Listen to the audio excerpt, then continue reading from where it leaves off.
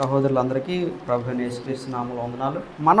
కాబట్టి ఇక్కడ మనము దేవుడి సన్నిధిలో దేవుడి ప్రేమని మనందరం కూడా పొందుకున్నటువంటి వాళ్ళం. ఎందుకంటే దేవుడు మనం గొప్ప అదృష్టవంతులు అని కాదు, కానీ గొప్ప ధన్యులం. ఎందుకంటే దేవుడు మనల్ని ప్రేమిస్తున్నాడు. దేవుడి ప్రేమను మనం పొందుకున్నాం. దేవుడు మనల్ని కూడా ఆయన ప్రేమిస్తాడు. కాబట్టి ఇందులోని స్త్రీ అని లేదు, పురుషుడు అని లేదు, దాసుడు అని లేదు, యజమానుడు లేదు, కాబట్టి యూదుడు అని లేదు, గ్రీసు దేశస్తుడు అని లేదు. ఇలా భేదం ఏం లేదు. ఆయన అందరినీ కూడా ప్రేమిస్తున్నటువంటి దేవుడే ఉన్నాడు. అందుకు దేవునికి స్తోత్రం. దేవుడు మనం చాలా తెలివైన వారమనో, లేకపోతే జ్ఞానవంతులనో, లేకపోతే గొప్పవాళ్ళమనో, కాబట్టి లేకపోతే మంచి వారమనో దేవుడు మనం ప్రేమించలేదు. రోమపత్రిక 5వ అధ్యాయంలో మనం చూసినప్పుడు మనం ఇంకనూ పాపులమై ఉండగా భక్తిహీనమైన మన కొరకు క్రీస్తు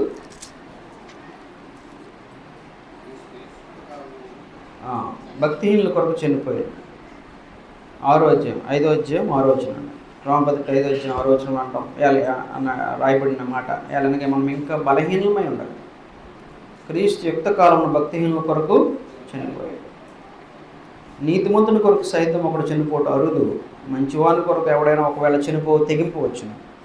అయితే దేవుడు మన ఎడల తన ప్రేమను వెల్లడిపరుచున్నాడు. ఎట్లనగా మనం ఇంకనూ పాపులమై ఉండగానే క్రీస్తు మన కొరకు చనిపోయాడు. మనం పర్ఫెక్ట్ కాబట్టి, మనం పరిపూర్ణం కాబట్టి, మనం మంచివారం కాబట్టి, తెలివైన వారం కాబట్టి ఆయన మనం ప్రేమించలేదు. గొప్పోళ్ళం కాబట్టి, బాగా చదువుకున్నాం కాబట్టి, మనం ఇంకనూ బలహీనమై ఉండగా, భక్తిహీనంగా ఉండగా, పాపులమై ఉండగా క్రీస్తు మన కొరకు చనిపోయాడు. అందువలన మనకు దేవుని ప్రేమ అవసరం. అంటే వాస్తవంగా ఆయన ప్రేమించకపోతే మనం నశించిపోతాం. మన నరకపాత్రులం, మనం నాశనపుత్రులం, మనం అపవాది అంటే సాతాను సంబంధం మనం. కాబట్టి అలాంటి పరిస్థితుల్లో ఉన్నప్పుడు క్రీస్తు మనల్ని ఏం చేశాడంటే ఆయన ప్రేమించాడు. కాబట్టి మనం గుర్తుపెట్టుకోవాల్సింది, ఎల్లప్పుడూ కూడా జ్ఞాపకం చేసుకోవాల్సింది ఏంటంటే, ఏమాత్రము అర్హత లేనటువంటి నన్ను దేవుడు ఏం చేశాడండి, ఆయన ప్రేమించాడు. కాబట్టి ఇది ఆయన గొప్పతనమే, కానీ నాలో ఏమాత్రం కూడా అర్హత లేదు. ఎఫెసీ పత్రికలో మనం చాలాసార్లు చదువుకున్నాము. 2వ అధ్యాయం 7-8 వచనాల్లో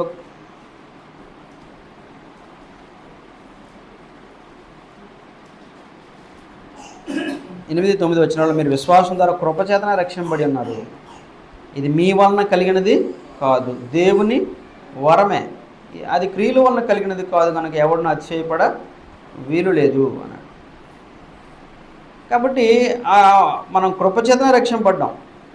ఆయన ఉచితంగా మనకిచ్చాడు. ఆయన మనం ప్రేమించాడు కాబట్టి అనుగ్రహించాడు. అంతేగాని మనం ఎవరం కూడా అర్హులము కాము, ఎటువంటి వాళ్ళమైనా కూడా. కాబట్టి దేవుడు ప్రేమ అంత గొప్పది. ఒకసారి ఊహించుకోనండి, మనం ఎంత నీచమైన పరిస్థితుల్లో ఉండేవాళ్ళం, ఎంత అవమానకరమైన పరిస్థితులు ఉండేవాళ్ళం, ఎంత చీకటి సంబంధమైనటువంటి జీవితాలు మనం గడిపేవాళ్ళం, ఎంత అవమానకరమైన బ్రతుకులు మనం జీవించేవాళ్ళం. ఎఫెసీ బతుకులు అంటాడు ఆయన, ఒకప్పుడు ఎలా ఉన్నారు,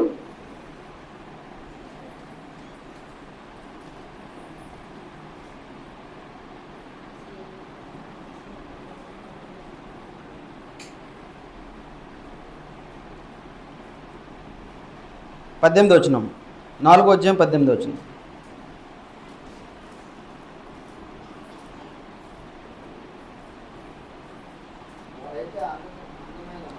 18 వారైతే అంధకారమైన మనసు గలవారి తమ హృదయ కాటిని మనం తమలో ఉన్న అజ్ఞానం చేత దేవుని వాళ్ళు కలుగు జీవంలో నుండి వేరుపరచబడిన వారే తమ మనసును కలిగిన వ్యర్థత అనుసరించి నడుచుకుని వారు సిగ్గులేని వారు నుండి నానా విధమైన అపవిత్రతను అత్యాశతో జరిగించుటకు తమ్ముడు తామే కాముకత్వమునకు అప్పగించుకుని చాలు. కాబట్టి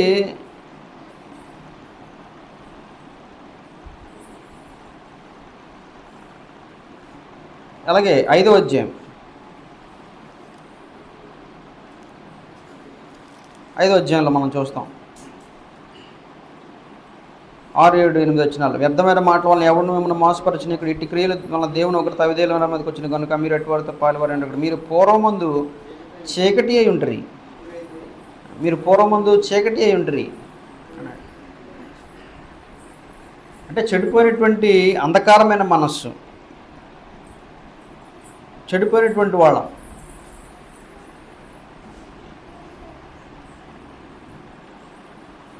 అందువలన మనము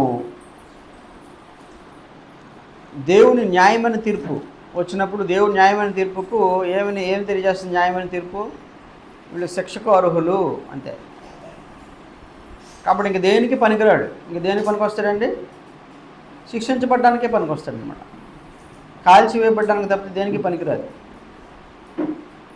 అది మన పరిస్థితి, ఒకప్పుడు మన జీవితం. ఏమండి, అంతేనా? అందువల్ల మనం మన చుట్టూ ఉన్నటువంటి ఏమండి రైతు పొలంలో ఉన్నటువంటి ఏముంటుంది, అది పొలంలో పంటతో పాటు ఏముంటుందండి? కలుపు తీసేసి ఏం చేస్తాడండి? పారేస్తాడు లేదా కాల్ చేస్తాడు అంతే. అంతా అయిపోయిన తర్వాత చూసారా మీరు ఎప్పుడైనా పొలాల్లోకి వెళ్ళినప్పుడు పొగ మెల్లమెల్లకి వస్తుంటుంది. ఏటా పొగ? ఏం చేస్తారంటే రైతులు బొడ్లు ఉంటాయి కదా, ఏ బొడ్లు, పంట అయిపోయిన తర్వాత పంట మరి పనికిరాని దగ్గర పంట ఏం లేదు దానికి, పుట్టు బొడ్లు ఒకటే మిగిలిపోతాయి. ఏంటంటే అవి వరి తాలూకా గడ్డి మిగిలిపోతాయి. అదేం చేస్తారంటే కిరసనాలు లేకపోతే వేసి కాల్ చేస్తుంటారు అనమాట. పొగలు మాత్రం లేస్తుంటుంది. అదంతా కూడా నల్లగా అయిపోయి ఇప్పుడు పొలాల్లో మీరు గమనించలేదు అంతే. అందువల్ల అలాంటి పరిస్థితుల్లో అలాంటి ఏమంటే కాలిపోవడానికి తప్పితే, కాల్చివేయబడ్డానికి తప్పితే మరి దేనికి మనం పనికిరానటువంటి వాళ్ళం. అలాంటి మనల్ని దేవుడు కనికరించి ఏం చేశాడంటే మనల్ని ప్రేమించి మనకి క్షమాపణని భిక్షగా ఆయన అనుగ్రహించాడు. క్షమాపణ అనుగ్రహించాడు దేవుడు మనల్ని ప్రేమించి. మళ్ళీ నూతన జీవాన్ని మనకు అనుగ్రహించాడు దేవుడు. మళ్ళీ చేర్చుకున్నాడు దేవుడు. అది ఆయనలో ఉన్న గొప్పదనం, అది ఆయన ప్రేమ యొక్క గొప్పదనం. అదనమాట. మనుషులు అర్హతను బట్టి చూసి ప్రేమించవచ్చు, మనుషులేమో ఏమండి లేదా ఆకర్షణ బట్టి ప్రేమించవచ్చు. ఇప్పుడు చాలామంది ఏమనుకుంటారంటే ఆకర్షణ ప్రేమ అనుకుంటారు. ప్రేమ అంటే ఏమనుకుంటారంటే కేవలము యవనంలో ఉన్నటువంటి పిల్లలు చూస్తే యవనస్తులు ఏమనుకుంటారండి, ఒక 20 సంవత్సరాల లోపు ఉన్న వాళ్ళు ప్రేమ అంటే ఏమనుకుంటారు? ప్రేమ అంటే అమ్మాయి అయితే అబ్బాయితోటి లేకపోతే అబ్బాయి అయితే అమ్మాయితోటి వివాహాల్లో లేదా భార్యాభర్తల మధ్య ఉండేది ప్రేమ అనుకుంటారు. కాబట్టి అక్కడ ఏంటంటే ప్రేమ అనేటప్పటికీ అదేంటవుతుందండి? ఆకర్షణ అనుకుంటున్నారు. అంటే యవనస్తులు ఏముంటుందంటే సహజంగా ఆకర్షణ ఉంటుంది. ఆ 20 సంవత్సరాల మనం కూడా అటు నుంచి వచ్చిన వాళ్ళే కదండి. మనకు కూడా ప్రేమ అంటే ఏమనుకొని వచ్చినాము? అలాగే అనుకొని వచ్చాం. కాబట్టి ఇలాంటి పరిస్థితుల్లో ఉన్నటువంటి మనం వాస్తవంగా నిజమైనటువంటి ప్రేమ, ఈ లోకంలో చాలా ప్రేమలు ఉంటాయి. కాబట్టి బంధుమిత్రుల మధ్య లేకపోతే స్నేహితుల దగ్గర లేకపోతే భార్యాభర్తలు లేకపోతే అంటే ఇలాంటి ప్రేమలు బోల్డ్ ఉంటాయి అనేకములు. అందుకే మనం పాట పాడుకుంటే ఏం పాట పాడుతామండి? ప్రేమ యేసుని ప్రేమ పాడుతాం. అది ఎవరు కొలువు లేనిది అంటే అర్థం ఏంటి? మెజర్ చేయలేము. మెజర్ అంటే కొలువు అంటే కొలత వేయలేము. అంత ప్రేమ దేవుడు మనల్ని ప్రేమించాడు. అంత గొప్పగా మనల్ని దేవుడు ప్రేమించాడు, కనికరించాడు, నిన్ను అంగీకరించాడు ఆయన. అదే గొప్ప విషయం. మనుషులు నన్ను అంగీకరించరు కాదు కొన్నిసార్లు, అంతే కదండి. మనుషులు కొన్నిసార్లు అంగీకరించరు. కానీ దేవుడు మనం శత్రువులమై ఉండగా, ఎలాంటి వరంగా ఉన్నామండి? శత్రువులమై ఉండగా. శత్రువులు ఎవరు అంగీకరిస్తారా? అంగీకరించగలమా? శత్రువుల విషయంలో ఏం కోరుకుంటారండి? వాడు నాశనం అయిపోవాలని కోరుకుంటారు. వాడికి ఏదైనా కీడు జరిగితే చూడాలనుకుంటారు. అది పరిస్థితి. కాబట్టి శత్రువులమై ఉండగా, అదే రోమపత్రిక 5వ అధ్యాయంలో మనం చూస్తాం. శత్రువులమై ఉండగా ఆయన మనల్ని ప్రేమించాడు. ఆయన వ్యక్తిత్వానికి మనం పూర్తి విరుద్ధం, పూర్తిగా చెడిపోయినటువంటి వాళ్ళం. అదనమాట మన పరిస్థితి. 5వ అధ్యాయంలో 10వ వచనంలో ఎలాగ శత్రువులమై ఉండగా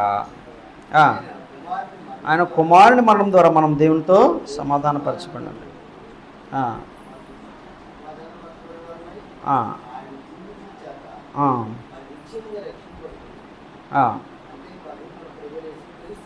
కాబట్టి శత్రువులమై ఉండగా ఏం చేశాడంటే ఆయన మనల్ని సమాధానపరుచుకున్నాడు, మనల్ని ప్రేమించాడు ఆయన. అది ఆయనకున్నటువంటి గొప్పతనం, దేవుని గొప్పతనం. అందుకు మనం జీవితాంతం మనం ఏం చేయాలండి? ఎలా ఉండాలా? కృతజ్ఞత కలిగిన వారంగా ఉండాలి.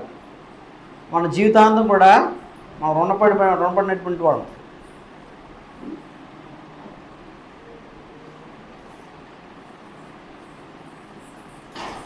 కాబట్టి ఇక్కడ అలాంటి మనల్ని, చెడిపోయినటువంటి మనల్ని చేర్చుకున్నటువంటి దేవుడు ఎంత ప్రేమమడు, ఎంత కనికరం చూపించాడు. మన నిజంగా అది అర్థమైతే మనం ఎంతో కృతజ్ఞత కలిగి ఉంటామండి దేవుని పట్ల. మనం కనపరుస్తాం. అంతేకాదు ఆయన ప్రేమిస్తాం, దేవుని ప్రేమిస్తాము. ఎంత ప్రేమిస్తాము దేవుణ్ణి? ఎంత ప్రేమిస్తామండి? క్రీస్తు ప్రభు వారిని, దేవుడిని మనం ఎంత ప్రేమిస్తాం అంటే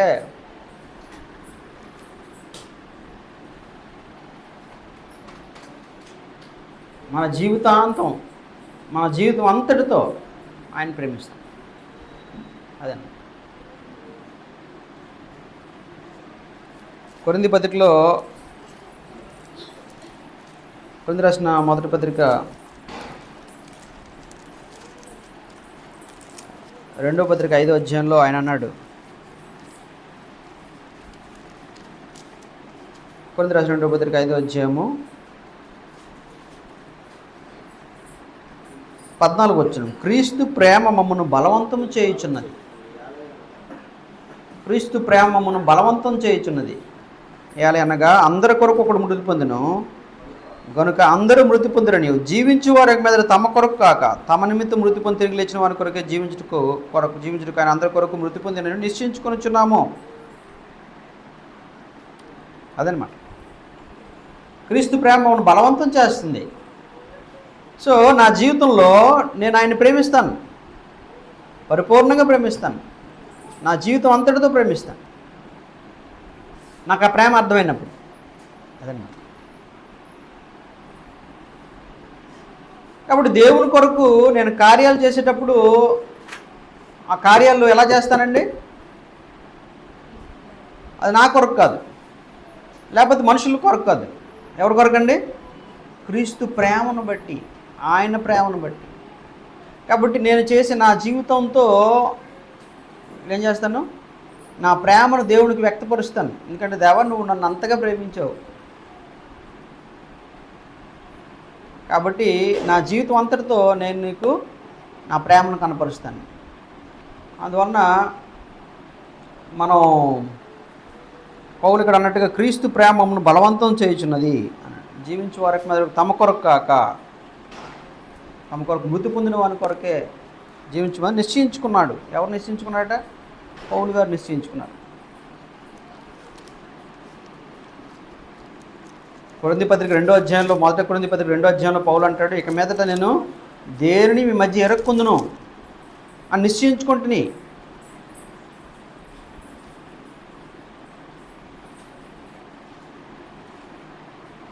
రెండో అధ్యాయము 2వ వచనం.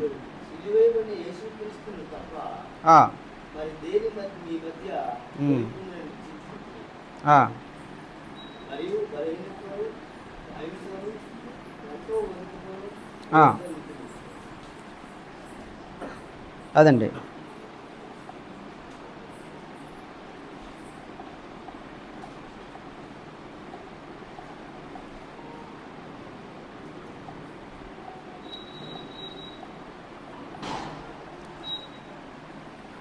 అలాగే మనకి ఇంకో మాట పౌలు గారు చెప్తాడు. ఆయన ఏమన్నాడంటే, గల్తీ రాసిన పత్రిక 2వ అధ్యాయం 20వ వచనం చూడండి. గల్తీ పత్రిక 2వ అధ్యాయం 20వ వచనం. గల్తీ పత్రిక 2వ అధ్యాయం 20వ వచనంలో ఆయన అంటాడు,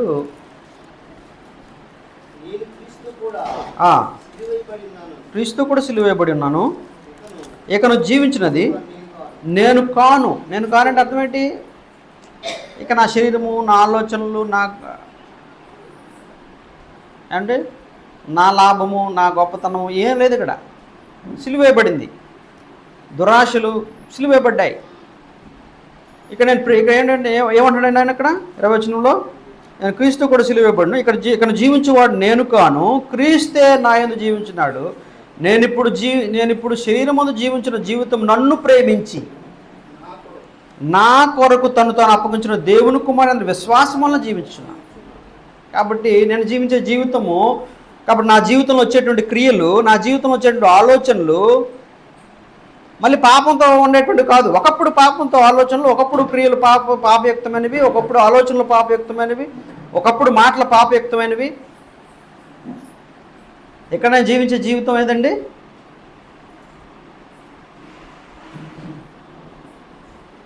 నన్ను ప్రేమించి, నేను ఇప్పుడు శరీరం ముందు జీవించిన జీవితము, ఇప్పుడు జీవిస్తున్న జీవితము ఏదంట?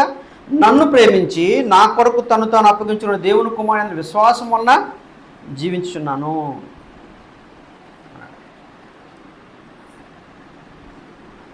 అదండి. కాబట్టి మన క్రియల యొక్క ఉద్దేశం, లక్ష్యం, మన జీవితం యొక్క ఉద్దేశం క్రీస్తు ప్రేమ, క్రీస్తుకు దేవుడికి మన ప్రేమను వెల్లడిపరచడం, అంతకుమించి ఏం లేదు. దేవుని ఎదుట మన ప్రేమను వెల్లడిపరచడం, మన క్రియలు, మన మాటలు, మన పనులు అన్నీ కూడా. కాబట్టి మనం అందులో లేము, ఎందుకంటే మనం చనిపోయినాం. అక్కడ అన్నాడు, అక్కడ మనం కొరింథీ 2వ పత్రిక 5వ అధ్యాయం చదివినప్పుడు కింద మనం నూతన జీవం పొందిన వారు నూతన పరచబడినాం అన్నాడు ఆయన 5వ అధ్యాయంలో. ఇదిగో పాతవి గతించును, ఇక మీద మేము శరీర రీతిగా ఎవరినైనా ఎరుగుము అన్నాడు. 2 రాసిన 2వ పత్రిక 6వ అధ్యాయంలో 15-16 వచనంలో, కావున ఇక మీదట మేము శరీర రీతిగా ఎవరినైనా ఎరుగుము అంటే ఇందాక మనం చదివాం కదా, క్రీస్తు ప్రేమ మమ్మల్ని బలవంతం చేయుచున్నది. దాని కింద వచ్చిన చూడండి ఏమన్నాడండి ఆయన, మేము క్రీస్తుని శరీర రీతికి ఎరిగి ఉండను, ఇక మీదట ఆయన అలాగూ ఎరుగుము. కాగా ఎవడైనా క్రీస్తునందున వాడు నూతన సృష్టి, పాతవి గతించును, ఇదిగో క్రొత్తవాయను. అదే పాతవి గతించను, పాతవి గతించిపోయాయి.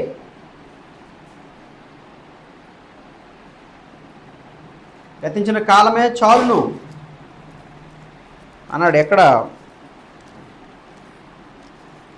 మనము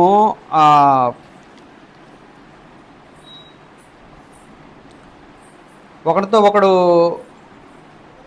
మనం ఎలా ఉన్నామండి?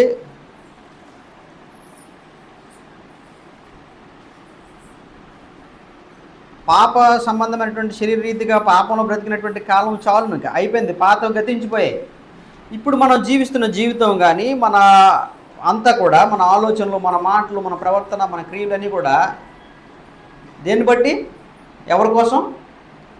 దేవుడు మనల్ని ప్రేమించాడు, ఆ ప్రేమను వ్యక్తపరిచేటువంటి ప్రక్రియ, అంతే, అంతకుమించి ఏం లేదు. కాబట్టి ప్రియ సహోదరులారా, మనకి ఇది బాగా అర్థం అవడానికి గొప్ప ఉదాహరణ ఏంటంటే, లోకాసు వార్త 7వ అధ్యాయంలో యేసు ప్రభువు చెప్పినటువంటి ఉపమానం. లోకాసు వార్త 7వ అధ్యాయంలో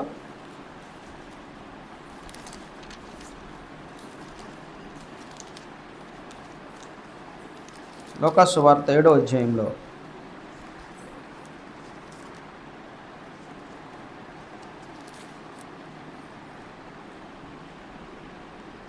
36 నుంచి అక్కడ యేసుక్రీస్తు ప్రభువారు 36 నుంచి 50 వచనాలు ఒకసారి చదివితే అక్కడ జరిగినటువంటి ఒక పరిసయ్యుడు ఆయనకి విందుకు పిలిచాడు. పరిసయ్యులు ఒకడు తనతో కూడా భోజనం చేయాలని అడిగాను. ఆయన పరిసయ్యుని ఇంటికి వెళ్ళి భోజన పంక్తిని కూర్చుండగా, భోజన పంక్తిలో కూర్చున్నారు ప్రభువు వాళ్ళంతా కూడాను. ఆ ఊర్లో ఉన్న పాపాత్మురాలైన ఒక స్త్రీ యేసు పరిసయ్యుని ఇంట భోజనంలో కూర్చున్నాడని తెలుసుకొని ఒక బుడ్డిలో అత్తరు తీసుకుని వచ్చి వెనుక తట్టు ఆయన పాదం మీద నిలబడి, వాళ్ళతో కూర్చోలే, వెనకాల నిలబడింది. ఆమెను ఎవరు పిలవలే, అన్ఇన్వైటెడ్ గెస్ట్ అనమాట, ఎవరు పిలవలేదా, వచ్చేసింది. ఏడ్చుచు కన్నీళ్లతో పాదమును తడిపి తన తల వెంట్రుకలు తుడిచి ఆయన పాదం ముద్దు పెట్టుకొని ఆ అత్తరు వాటికి పూసింది. ఆయనను పిలిచిన పరిసయ్యుడు అది చూచి, ఈయన ప్రవక్త అయిన యెడల తన్ను ముట్టుకొనిన యవతియో, ఈ స్త్రీ యవతియో ఎటువంటిదో ఎరిగిండును, ఇది పాపాత్మురాళ్ళు అని తనలో తాను అనుకున్నాడు. అందుకు యేసు, సీమోను, నీతో ఒక మాట చెప్పాలన్నానని అతనితో అనగా అతడు, బోధకుడా చెప్పమని.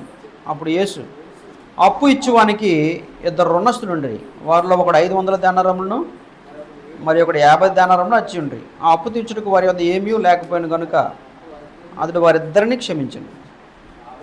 ఏమంటే అప్పు తీర్చుటకు వారి వద్ద ఏమీ లేకపోయిన కనుక వారిద్దరిని క్షమించను. కాబట్టి వీరిలో ఎవడు అతను ఎక్కువగా ప్రేమించడో చెప్పమనను అడిగాను.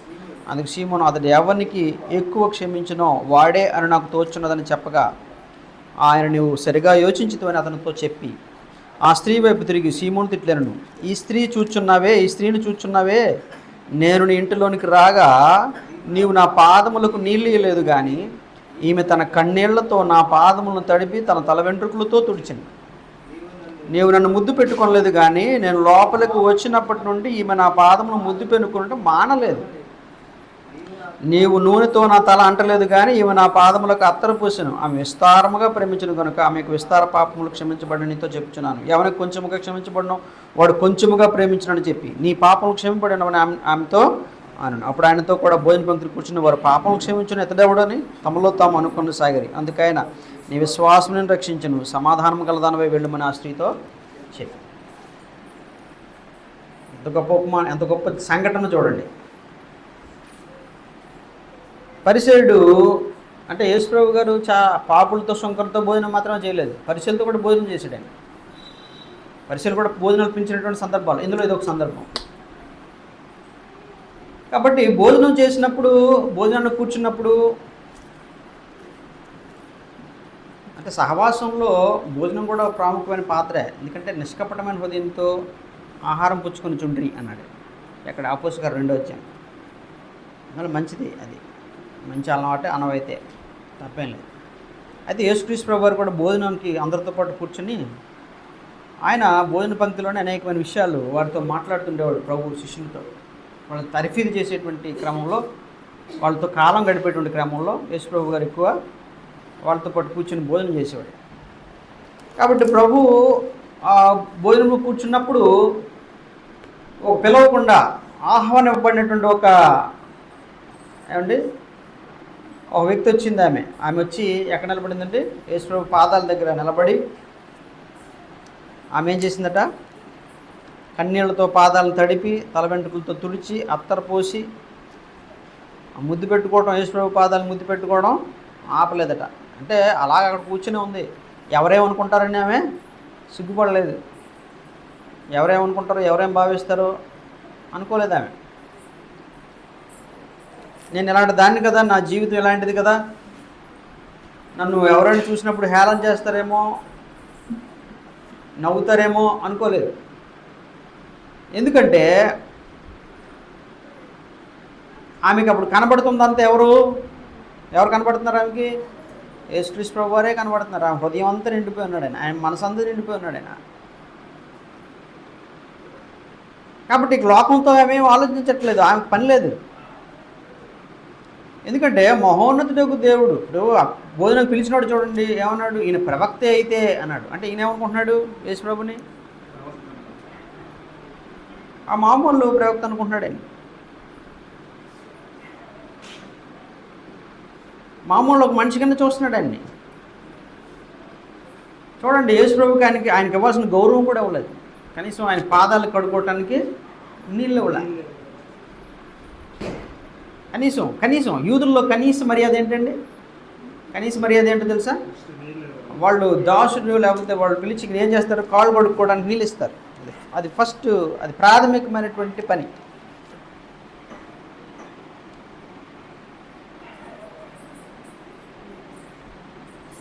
కానీ భోజనం పిలిచినటువంటి ఆయన ఏం చేయలేదండి? కనీసం కాలు కడుక్కోవడం నీళ్ళు ఇవ్వాల. ఇదేం సూచిస్తుంది? మరి భోజనం పిలిచాడు కదా ప్రేమించినట్టే. కాబట్టి బహుశా అక్కడ కారణం వేరే, ప్రభువును ప్రేమించి కాదు. దేన్ని బట్టి పిలిచి ఉంటాడు? ఎక్కువ మంది జనాలు వెంబడిస్తున్నారు, అలాగని పిలిచుండో చేసి ప్రభుని. లేకపోతే ఆయన మా ఇంటికి వస్తే నాకు కూడా పేరు వస్తుంది, యేసు ప్రభు ఇంట్లో భోజనం, యేసు ప్రభు మా ఇంటికి వచ్చి భోజనం చేసిన పేరు వస్తుంది అనుకున్నాడు, ఏమో మనకు తెలియదు. లేదా ఇది ఒక మంచి అవకాశం ఆయన్ని నిరూపించడానికి, ఆయన తప్పు నిరూపించడానికి. ఎందుకంటే పరిశీలన ఎప్పుడు కూడా ఏం చేస్తుండేవారు? యేసు ప్రభుని ఎప్పుడు శోధిస్తుండేవారు, ఎప్పుడు తప్పు నిరూపించడానికి ప్రయత్నం చేస్తుండేవారు. కాబట్టి ఎక్కడ తప్పు చేస్తాడు, లేకపోతే ఎక్కడ తప్పు, ఈయన తప్పు అని నిరూపిద్దామని ప్రయత్నం చేస్తుండేవారు. అందువల్ల ఈయన అలాగని ఒకళ్ళు పిలిచినాడో మనకు తెలీదు. బట్ ప్రేమ వలన కాదని మనకు అర్థమవుతుంది. ఎందువల్ల? అని కనీసం మనిషికి చేసే మర్యాద కూడా ఆయన చేయలే. అదండి, ఎంత గొప్ప ప్రభు, ఎంత గొప్ప సృష్టిని సృష్టించినటువంటి ప్రభు సృష్టిలోకి వచ్చేసాడు ఆయన. అది గొప్పతనం. సృష్టినే నిర్మాణం చేసినటువంటి ఆయన సృష్టిలోనికి మనిషిగా దిగి వచ్చేసాడు ఆయన ప్రభు. ఆయన పాదాలని ఏమంటే ముట్టుకోవడం మహద్భాగ్యం. అదనమాట. ఒక ఆమె అంది కదా, ప్రభు నిన్ను మోసిన గర్భము ధన్యమైనది అంది.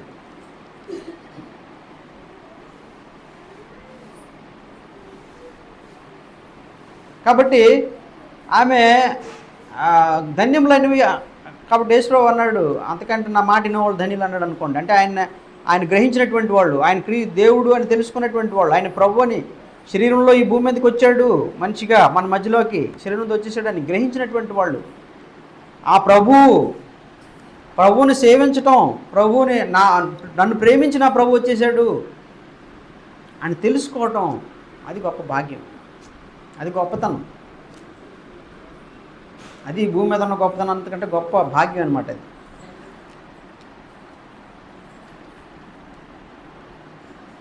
ఎందుకంటే యోహాను సువార్తలు అంటాడు, అబ్రహాము నా దినమును చూడగోరి ఏం చేశాడట? అబ్రహాము నా దినమును చూడగోరాడు. యోహాను సువార్తలు అన్నాడు ఆయన, అబ్రహాము నా దినమును చూడగోరాడు. అబ్రహాము శరీరంలో దేవుడి భూమి మీదకి రావడం చూడాలనుకున్నాడు ఆయన. నాకు సంతానంలో భూమి యొక్క వంశాలన్నీ ఆశీర్వదిస్తానన్నావు కదా, కాబట్టి ఆ సంతానాన్ని నేను చూడాలి అనుకున్నాడు. కానీ ఆయనకి అది అనుగ్రహింపబడలేదు. అదండి. కాబట్టి అలాంటి మహోన్నతుడు, సర్వోన్నతుడైనటువంటి ప్రభు భూమి మీదకి దిగి వచ్చేసాడు. ఆయన వాళ్ళ మధ్యలో ఉన్నప్పుడు ఆయన గుర్తించలేదు. శిష్యులు కూడా అర్థం కాలేదనుకోండి. శిష్యులు కూడా 3 సంవత్సరాలు తెలుసుకున్నా కూడా ఆలోచించిన వాళ్ళు నేర్చుకున్నా కూడా అర్థం కాలేదు. తర్వాత ఆయన తిరిగి లేచిన తర్వాత మళ్ళీ వాళ్ళకి ఏం చేశాడంటే ఆయన ఏం చేశాడంటే వాళ్ళకి గ్రహింపునిచ్చాడు ప్రభు. అందువలన మళ్ళీ జ్ఞాపకం చేశాడు ఆయన, కనపరిచి. అప్పుడు కొంతవరకు వాళ్ళకి ఏమైందంటే అర్థమైంది ప్రభు. తర్వాత పరిశుద్ధాత్మ వచ్చిన తర్వాత పరిపూర్ణంగా వాళ్ళు సర్వసత్యం అనేది అర్థమైంది అనుకోండి. అది వేరే సంగతి. సో అది మన పరిస్థితి, మన అజ్ఞానంలో అండి. మనకు అంతా తెలుసు అనుకుంటాం. మనకేం తెలియదు వాస్తవంగా. కాబట్టి మన పరిస్థితి ఏంటంటే తెలుసుకోవాల్సిన సంగతులు బోల్డ్ ఉన్నాయి, వాటికి అంత స్థాయికి మనం ఇంకా వెళ్ళలేదు ఇంకా. కానీ ప్రభువు భరిస్తున్నాడు చూసారు, అది గొప్పతనం. మనం అజ్ఞానమైనా కూడా ఏమండి, మనం ఎలాంటి వాళ్ళం అంటే అజ్ఞానమే కానీ ఏం చెప్పుకుంటామండి, తెలివైన వాళ్ళు అని చెప్పుకుంటాం. నాన్న తెలివైన వాళ్ళు లేడు ఇప్పుడు అజ్ఞానాన్ని ఒప్పుకుంటే అది వేరే సంగతి. గొప్ప భాగ్యమే, గొప్పతనమే, అంతే కదా. నేను అజ్ఞాన్ని నాకేం తెలియదు అనుకోము, నేను గొప్పవాడిని చెప్పుకుంటా, అయినా సరే దేవుడు వదిలేయట్లేదు. ఎంత గొప్ప భాగ్యం, ఎంత ఎంత గొప్ప దేవుడు చూసారంటే. ఆయన భరిస్తున్నాడు, మన బలహీనతను భరిస్తున్నాడు. ఆయన భరించబట్టే మనం ఎంతవరకు వచ్చినాం, ఇంత దాకా మనం ఉన్నాం, ఇంతవరకు జీవించాము, ఇంత ఆత్మీయంగా ఈ స్థితిలో వరకు కొనసాగుతున్నాం ప్రభు సంఘంలో, లేకపోతే ఈ అవకాశం మనకి. కాబట్టి ప్రియ సహోదరులు, అక్కడ మనం గమనించినప్పుడు ఈవిడికి ఉన్నటువంటి ఈవిడ గొప్పతనం చూడండి. ఈవిడ పాపాత్మురాలే, ఈవిడ ఎందుకు పనికినటువంటి ఆమె, ఎన్నికలైనటువంటి ఆమె, మనుషుల్లో చేదరించబడినటువంటి ఏమండి తృణీకరింపబడేటువంటి ఆమె, ఎవరు ఆవిడ గౌరవించరు, గొప్పతనం ఏం లేదు. కానీ ఏం చేసింది, ఏంటి గుర్తు ఎక్కింది, ప్రభు, ఆయన ప్రభు, ఆయన పాదాల దగ్గర ఉండడం మహాభాగ్యం. లోకం నన్ను ఏమనుకున్నా పర్వాలేదు, ఆయన నన్ను అంగీకరించడమే మహాభాగ్యం అనుకుంది. అందుకే వచ్చి ఏం చేసిందండి, పాదాల దగ్గర ఆమె ఏం చేసింది, కళ్ళు నీళ్ళతో మారు మనసు గుర్తుంది, పశ్చాత్తాపాన్ని గుర్తు, నేను చేసిన పాపం ప్రభువా దేవుడు అయింది, నువ్వు నన్ను భరించావు, నన్ను కనికరించావు, నన్ను ప్రేమించావు, కాబట్టి నువ్వు దిగి వచ్చావు పాపాత్ముడు నా కొరకు. పశ్చాత్తాపంతో ఏం చేసింది, ఆమె రోధించి కన్నీళ్లతో ఆయన పాదాలను కడిగింది. కలరమే కాకుండా తల వెంట్రుకలు అంటే స్త్రీకి ఏంటండి, గౌరవం, ఘనత, అంతే కదా. ఇప్పుడు మగవాళ్ళు గుండు చేసుకుంటారు, ఆడవాళ్ళు ఎందుకు గుండు చేసుకోరు, మగవాళ్ళు కట్ చేసుకుంటారు, ఆడవాళ్ళు ఎందుకు కట్ చేసుకోరు. ఇప్పటికీ ఆడవాళ్ళు ఏం చేసుకుంటారండి, రోజు ఏడుస్తారు, నా జుత్తు ఊడిపోతుందని. అవునా కదా, చాలామంది నా జుత్తు ఇంత పొడుగుండేదండి, ఏమైపోయింది, పొట్టిగా అయిపోయిందండి, బాధపడుతూ ఉంటారు కదా. గొప్పతనం అనమాట. ఎవరికైనా స్త్రీకి ఏం భూమి వరకు ఉందనుకోండి, ఆమెను అందరూ చూస్తారు, ఎంత పెద్ద జుత్తు ఉంది, అంతే కదా. అవునా కదండి, అవునా కదా. అంటే ఘనత అనమాట, గౌరవం, గొప్పతనం స్త్రీ.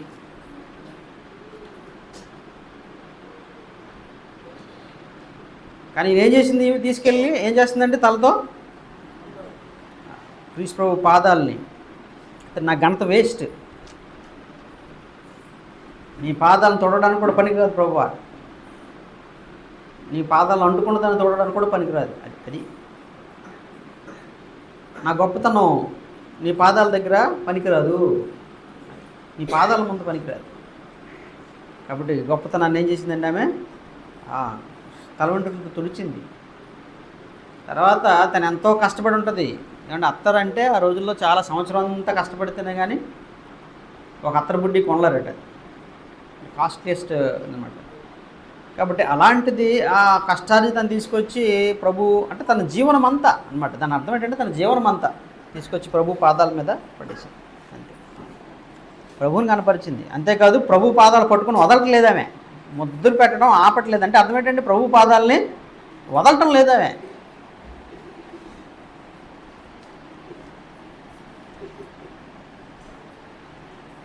రాజులకు ఏం చేస్తారంటే చెయ్యి పట్టుకొని ఏం చేస్తారండి, ముద్దు పెడతారు. అంటే ఆయనకు లోబడినట్టుగా మోకాలు వేసి ఆయన చేయి పట్టుకొని ముద్దు పెడతారు. అంటే అర్థం ఏంటండి, కాబట్టి నేను లోబడుతున్నాను, నువ్వు గొప్పవాడివి అని ఒప్పుకోవడం. కనీసం సీమోన్ అది కూడా చేయలే, యేసు ప్రభువుని ముద్దు పెట్టుకోలే.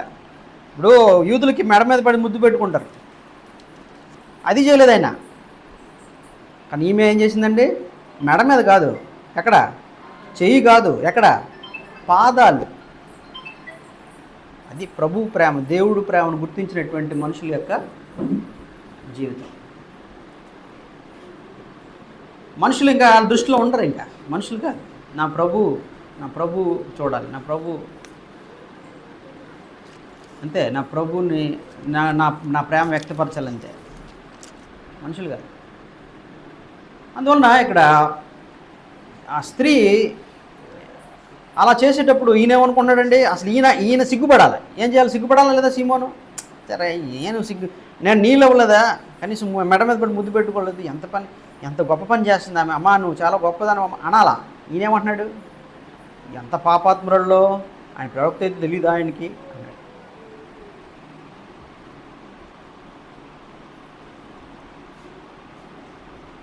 సిగ్గుపడాలి, ఆయన నిజాయితీగా ప్రశ్నించుకోవాలి, నిజంగా ప్రభు యొక్క గొప్పతనాన్ని గుర్తించాలి.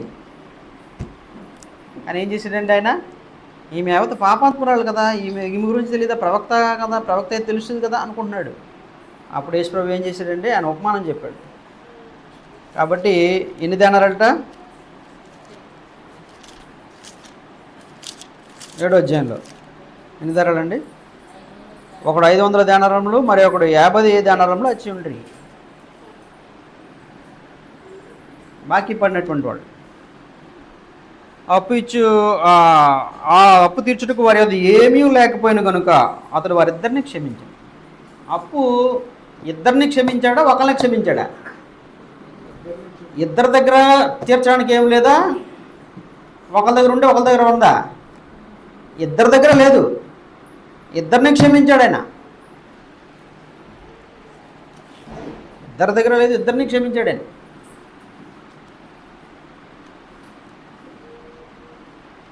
కాబట్టి ఆయన ప్రశ్నించాడు యేసు ప్రభు, అయ్యా మరి ఇప్పుడు ఎవరు ఎక్కువ ప్రేమిస్తారు ఆయన్ని? అప్పుడు వెంటనే ఆయన ఏమన్నాడండి, ప్రభా ఎవరు అప్పు అయితే ఎక్కువ అప్పు క్షమించబడింది, ఎవరి అప్పు ఎక్కువ ఉందో వాళ్ళే నేను తను తోస్తుంది అన్నాడండి. నువ్వు సరిగా చెప్పావు సీమోను అన్నాడు ప్రభు. కాబట్టి ఈమె విస్తారంగా పాపంలో క్షమించబడ్డాయి, కాబట్టి ఈమె విస్తారంగా నన్ను క్షమించు. యేసు ప్రభు ఏమన్నాడు, విస్తార పాపం క్షమించబడ్డాను నీతో చెప్తున్నాను. ఎవను కొంచెముగా క్షమించబడినో వాడు కొంచెముగా ప్రేమించినని చెప్పాను. నీ పాపములు క్షమింపబడిన ఎవరికి విస్తారమైన పాపములు క్షమించబడ్డాయో ఆమె వాళ్ళు విస్తారంగా ప్రేమిస్తారు. అంటే ఇక్కడ విషయం ఏంటంటే, ఈవిడ పాపాత్మురాళ్ళు, సీమోను పాపి కాదనా, చిన్న పాపేనా, తక్కువ పాపేనా? ఈమె ఎక్కువ పాపం చేసింది, ఆయన తక్కువ పాపం చేసాడన్నా? అది కాదు ఇక్కడ విషయం. ఈమె ప్రభువును గుర్తించింది, తను ఎంత పాపాత్మురాలో అన్న సంగతి ప్రభువు ముందు ఆమె తెలుసుకుంది. తనను ప్రభువును చూసింది, ప్రభు వెలుగులో తను తాను చూసుకుంది. నువ్వు ప్రభువును గుర్తించినప్పుడు నీ జీవితం నీకు కనబడుతుంది, ప్రభువును ప్రేమించినప్పుడు నీ జీవితం నీకు కనబడుతుంది. ఇప్పుడు యెషయా గ్రంథం 59వ అధ్యాయంలో 59 కాదు 60 అధ్యాయంలో యెషయాని దేవుడి ముందుకు తీసుకురావడం జరిగింది. ఆయన దర్శనంలో దేవుడు మహాసింహాసనం మీద కూర్చోవడం చూశాడని. ఆయన ఎంత గొప్పవాడో, ఆయన మహిమ, ఆయన వస్త్రపు చెంగు, దేవాలయం అంతా నిండిపోయింది, వస్త్రపు చెంగు, ఎంత గొప్ప దేవుడో చూడండి. అప్పుడు ఈయన ఏమన్నాడండి, ప్రభువా నేను పాపిని అన్నాడు యెషయా. ఇది ప్రవక్త ఈయన ఏమన్నాడండి, ప్రభువా నేను పాపిని అన్నాడు. అంటే దేవుడు దర్శనంలో ఆయనకి ఏమర్థమైంది, దేవుడిని చూడగానే అపవిత్రమైన పెదవులు గలవాడను. చూడండి, యెషయా రాసిన గ్రంథం 6వ అధ్యాయం చూడండి, 6వ అధ్యాయం చదవండి. 6వ అధ్యాయం మొదటి నుంచి చదివితే, రాజైన ఉజ్జియా మృతి నొందిన సంవత్సరమున అత్యున్నతమైన సింహాసనం ముందు ప్రభు ఆసీనుడై ఉండగా నేను చూచితిని. ఆయన చొక్కాయి అంచులు దేవాలయమును నిండుకొనెను. ఆయనకు పైగా శరాపులు నిలిచి ఉండిరి. ఒక్కొక్కరికి 6 రెక్కలుండెను. ప్రతివాడు 2 రెక్కలతో తన ముఖమును, రెండుతో తన కాళ్ళను కప్పుకొనుచు 2తో ఎగురుచుండెను. వారు సైన్యములకు అధిపతి యెహోవా పరిశుద్ధుడు, పరిశుద్ధుడు, పరిశుద్ధుడు, సర్వలోకమైన మహిమతో నిండి ఉన్నదని గొప్ప స్వరంతో ప్రతిగానములు చేయుచుండిరి. వారి కంఠ స్వరం వలన గడప కమ్ములు పునాదులు కదులుచు మందిరము దోమము చేత నిండగా నేను అపవిత్రమైన పెదవులు గలవాడును, అపవిత్రమైన పెదవులు గల జనుల మధ్య నివసించువాడును, నేను నశించి తిని. రాజును సైన్యములకు అధిపతి నాకు యెహోవా నేను కన్నులరా చూచి తిని అనుకుంటుని. ప్రభువుని చూశాడు, దేవుడిని చూశాడు. దేవుని చూసినప్పుడు వెంటనే ఏం కనపడుతుందండి? ఆయన ఎదుట మనం ఎలాంటి వారమో, దేవుడు ప్రేమ ఎంత గొప్పదో, దేవుడు ఎంత గొప్పవాడో, ఆయన ప్రేమ ఎంత గొప్పదో నీకు అర్థమైనప్పుడు ఆ ఎదుట నువ్వు ఎంత హీనమైన వాడో నీకు అర్థమవుతుంది. దేవుడు ప్రేమ అర్థం కానివాడే ఏమవుతాడండి? నేను గొప్పవాడు అని ప్రగల్భాలు పలుకుతాడు, గర్విస్తాడా. కానీ దేవుడు ఎదుట దేవుడిని తెలుసుకున్నటువంటి వాడు, దేవుడు ప్రేమ అర్థమైనటువంటి వాడు, దేవుడు గొప్పతనాన్ని చూసినటువంటి వాడు, నేను ఎదుట నిలబడడానికి అర్హుడిని కాను, నేను నశించిపోయిన వాడును, నేను బూడిద వంటి వాడును. అబ్రహాం ప్రార్థన చేశాడు, అయ్యా నేను ధూళి వంటి వాడును అన్నాడు. లోతు గురించి ప్రార్థన చేసినప్పుడు ఏమన్నాడండి? నేను ధూళి వంటి వాడును.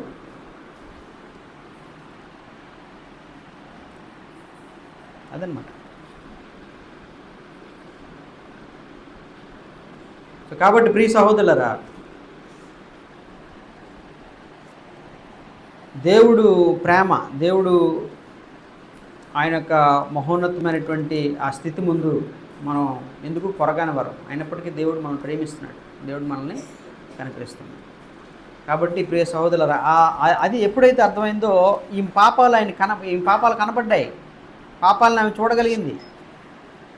అదన్నమాట. కాబట్టి ఆమె విస్తారంగా పాపం చేసినా కూడా ఆయన దేవుడు క్షమించాడు. మరి ఇప్పుడు సీమోను సంగతి ఏంటి? సీమోను దేవుడిని చూడలేకపోయినాడు, తన జీవితాన్ని కూడా ఆయన వెలుగులో చూడలేకపోయినాడు. అప్పటికే అతిశిస్తూనే ఉన్నాడు. చూసారా, ఆమె పాపాత్మురాళ్ళు. నేను ఏమని అంటున్నాడు? నేను గొప్పవాడిని అంటున్నాడు అనమాట.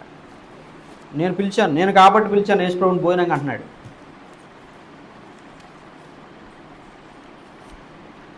చూసారా, అందుకే సొంకరి ప్రార్థన గురించి, పరిశీలుడి ప్రార్థన గురించి దేవుడు చెప్పినాడు. సహజంగా పరిశీలు యొక్క మనస్తత్వం ఏంటంటే, నేను నీకు అర్పిస్తున్నాను, ఏదో లంచం ఇచ్చినాడు అంటాడు కదా, లంచం ఇస్తున్నాడు కాబట్టి నువ్వు మళ్ళీ మాట్లాడకూడదు, దగ్గర నుంచి వెళ్ళిపో, అంతే, అయిపోయింది నీ పని, నీకు నాకు క్లోజ్, అంతేనండి. మళ్ళీ నేను నీకు ఇది ఎత్తున్నాను, లంచం ఇచ్చినట్టు ఇది ఎత్తున్నాను కాబట్టి నువ్వు నోరు మూసుకు వెళ్ళిపోవాల్సిందే, మాట్లాడకూడదు మళ్ళీ నా ముందు. పరిశుడు ఏమన్నాడు? నేను ఉపవాసం చేస్తున్నాను, నేను విశ్రాంతి దినాన్ని ఆచరిస్తున్నాను, 10వ వంతు ఇస్తున్నాను. నేను ఎందులో ఇస్తున్నాను? డబ్బుల్లోనే కాదు, సోపులో, పుదీనాలో కూడా ఇస్తున్నాను.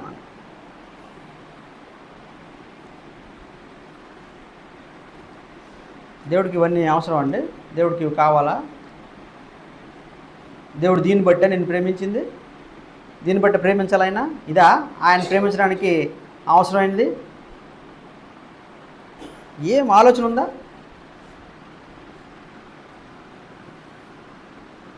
కాబట్టి ఏమిచ్చినా ఆయన ప్రేమను పొందలేవు, ఆయన అంగీకారాన్ని మనం పొందలేము. ఇప్పుడు ఆయన కనికరము, ఆయన ప్రేమను బట్టి మాత్రమే మనం నిల్చున్నాం, పొందగలం. కాబట్టి అందుకు సొంకరి ఏమన్నాడండి? ఆకాశం వైపు కళ్ళెత్తుకైనను నేను అర్హుడిని కాను, దేవా నన్ను క్షమించి కనికరించు అన్నాడు. ఇద్దరులో ఎవరండి ఇంటికి వెళ్ళారు అంగీకారం పడినవాడుగా? సొంకరి ఇంటికి వెళ్ళాడు అంగీకారం పడినవాడుగా. సొంకర అంగీకారం పడినవాడికి ఇంటికి వెళ్ళాడు అన్నాడు దేవుడు. చూసుకోండి. అందుకే నేను చాలాసార్లు చెప్పుకున్నాం, మీకంటే ముందు ఎవరు వెళ్తారన్నాడు యేసు ప్రభు? పాపులు, సొంకరులు పరలోక రాజ్యాన్ని స్వతంత్రించుకుంటారు అనేసాడు దేవుడు. ఎందుకంటే దేవుడు గొప్పతనాన్ని, ఆయన ప్రేమని గుర్తించారు, వాళ్ళు తెలుసుకున్నారు, ఆలోచన చేశారు, గ్రహించారు. ఆ వెలుగులో వారి జీవితాలను ఏం చేశారండి? వాళ్ళు చూసుకొని వాళ్ళ జీవితం ఎంత హీనమైనదో, ఎంత దేవుడి ఎదుట ఎంత పాపాత్మలో వాళ్ళు ఒప్పుకొని విడిచిపెట్టారు, పశ్చాత్తాపం చెంది విడిచిపెట్టారు. అందువలన దేవుడు వాళ్ళని అంగీకరించాడు. సహోదరుడు, మన జీవితాలు కూడా అంగీకారం పడాలంటే ఆయన ప్రేమను మనం గుర్తిరిగిన వారం ఉండాలి, మనం ప్రేమించిన వారం ఉండాలి. ఆయన ప్రేమను బట్టి మనం నూతన స్వభావం పొంది ఆయన ప్రేమను బట్టి నూతన జీవమును జీవించే వారంగా ఉంటేనే, ఆయన ప్రేమను బట్టి మనం కార్యాలు చేసేవారంగా ఉంటేనే. చాలామంది ఏమంటారంటే మతశాఖల వాళ్ళు, మీ క్రిస్తాని పోలండి, క్రీస్తు సంఘస్థులండి, మీరు చేసే కార్యాలను బట్టి మీరు పరలోకానికి వెళ్తారని చెప్తారండి అంటారు చాలామంది. కాబట్టి క్రియల వలన కాదని దేవుడు చెప్పినాడు కదండి, రైట్, అది దాన్ని తప్పట్టాల్సిన అవసరం లేదు. కాబట్టి నేను ఇప్పుడు చేస్తున్న నీతి క్రియల వలన కాదు దేవుడు నన్ను వెళ్తుంది, అది నా పరలోకంలో ఈ నీతి క్రియలు బట్టి చేర్చుకుంటాడని కాదు. కానీ నేను జీవించే జీవితం కానీ నేను చేసే క్రియలు కానీ ఆయన పరలోకంలో చేర్చుకోవడానికి నా అర్హుడిగా చేస్తాను కాదు, దేవుడు ప్రేమను బట్టి నేను చేస్తున్నాను, దేవుడికి నా ప్రేమను వ్యక్తపరుస్తున్నాను, అదనమాట. ఆయన ప్రేమను నేను నా కార్యాల్లో, నా జీవితంలో, నా మాటల్లో, నా చేతల్లో, నా ఊహల్లో నేను వ్యక్తపరుస్తున్నాను అన్నమాట దేవుడికి. అది సేవ, అది పరిచర్య, అదండి. కాబట్టి ప్రియ సహోదరులారా, ఆయన దేవుడు చెప్పినటువంటి సంగతి మనం గుర్తించాలి. ఏంటంటే మనం ఎంత ప్రేమిస్తున్నాం అనేదాన్ని, దేవుడు మనం ఎంతగా ప్రేమిస్తున్నాం, మన జీవితం అంతటితో ప్రేమిస్తున్నావా, ఈ పాపాత్మురాలిని స్త్రీ ప్రేమించినట్టుగా మనం ప్రేమిస్తున్నావా, ప్రభువుని ప్రేమించిన వారమేనా? కాబట్టి దేవుడు దగ్గరకు ఒక ఆయన వచ్చాడు. ఎవరంటే ఆయన వచ్చి అడిగాడు, అన్నిటికంటే ముఖ్యమైనటువంటి ఆజ్ఞ ఏది ప్రభువా అని అడిగాడు. ఆయన అడిగినప్పుడు ఏం చెప్పాడండి? లోకసువార్త 22వ అధ్యాయం, మత్తయి సువార్త 22వ అధ్యాయంలో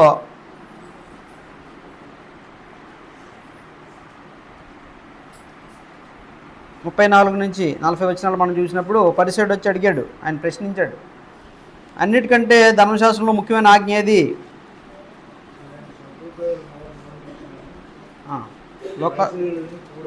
మత్తయి సువార్త 22వ అధ్యాయం 34 వచనం.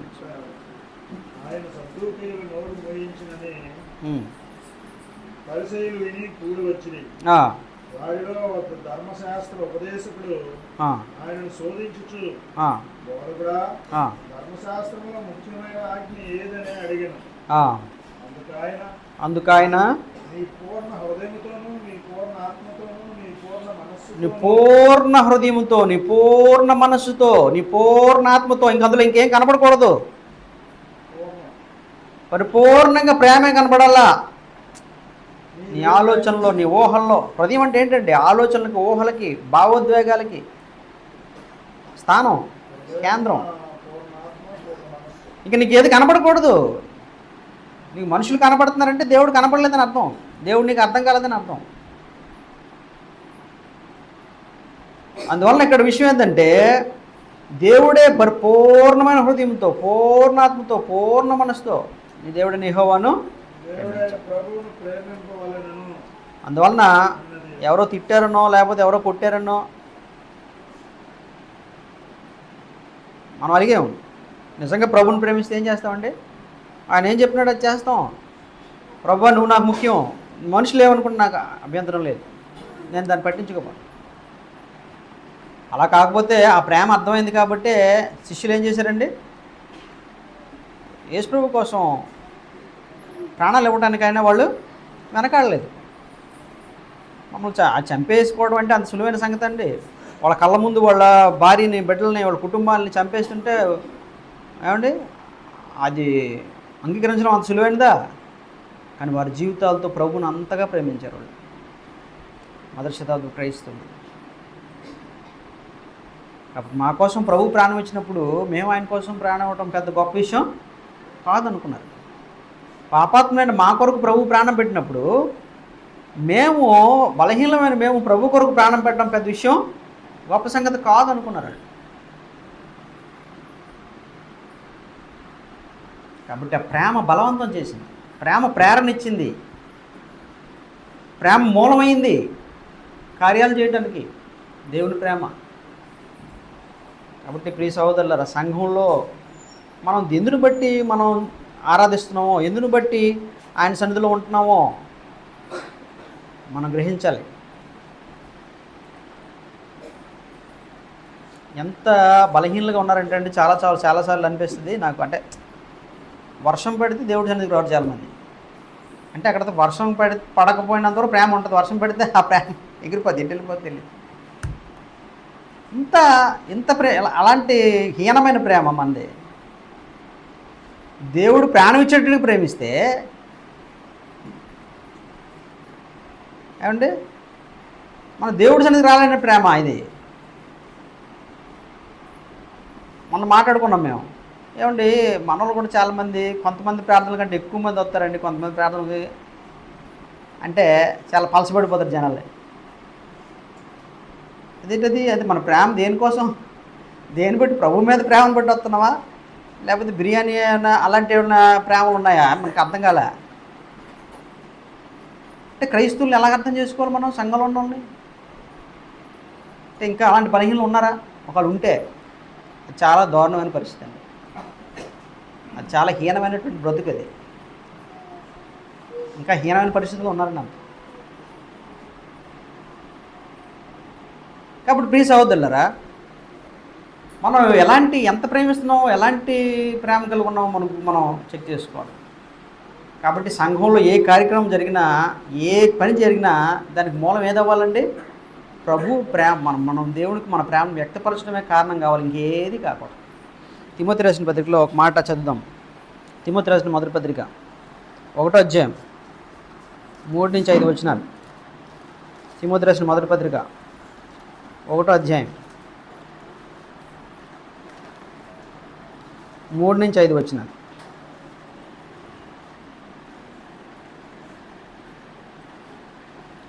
నేను మాసిదోనియాకు వెళ్ళుచుండగా సత్యమునకు భిన్నమైన బోధ చేయవద్దని, కల్పనా కథలు, మితమైన వంశావరణ, విశ్వాస సంబంధం, దేవుని ఏర్పాటుతో కాక వివాదములతోనే సంబంధం కలిగి ఉన్నావు కనుక వాటిని లక్ష్య పెట్టవద్దని కొందరికి ఆజ్ఞాపించుటకు నీవు ఎఫెసులో నిల్చుండవాలని నిన్ను హెచ్చరించిన ప్రకారం ఇప్పుడు హెచ్చరించున్నాను. ఉపదేశ సారమేదనగా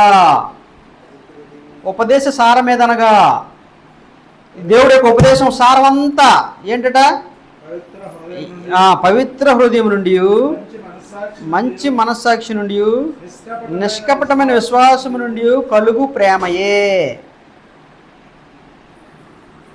కాబట్టి ప్రేమ ఉపదేశ సారం అంటే ఈ గ్రంథం అంతా, ఈ వాక్యం యొక్క ఉద్దేశం అంతా చదవటము, నేర్చుకోవటము, లేదా ప్రకటించటము, సంఘంలో జరగటము, ఎన్ని ప్రసంగాలు జరిగినా దేనికోసం జరగాల? దాని తాలూకు ఉపదేశ సారం ఏంటి? ఎందుకొరకు? అదండి, పవిత్ర హృదయం నుండి. పవిత్ర హృదయం, కల్మషాలు కాదు, కపటం కాదు, సీమోన్ లాంటి హృదయం కాదు, పవిత్రమైన ప్రేమ. చూడండి, వ్యభిచారం స్త్రీ అయినా ఎలాంటి ప్రేమ అండి? పవిత్రంగా ప్రభువుని ప్రేమించాలి. ఇంకేంటంటే మంచి మనస్సాక్షి. మనస్సాక్షి చెప్పేస్తుంది నువ్వు ఎవరి కోసం చేస్తున్నావో. అప్పుడు మనస్సాక్షి, మంచి మనస్సాక్షి, నిష్కపటమైన విశ్వాసం నుండి కలుగు ప్రేమయే. అందువల్ల సంఘంలో మనకి ఏ కార్యక్రమం జరిగినా అది దేవుడి ప్రేమను వ్యక్తపరచడానికి అయి ఉండాలి. కాబట్టి ప్రియ సహోదరులరా, మనం దేవుని ఎట్టి ప్రేమతో ప్రేమిస్తున్నాం, ఎలాంటి ప్రేమతో ప్రేమిస్తున్నాం, ఎంత ప్రేమ కలిగి ఉన్నాం. దేవుడు చెప్పాడు, ఆయన ప్రేమించడం అంటే ఏంటో కూడా చెప్పాడు. ఆయన ఏం చెప్పాడంటే, ఆయన ప్రేమించడం అంటే ఏంటో ఆయన మనం ఎక్కడ చూస్తామంటే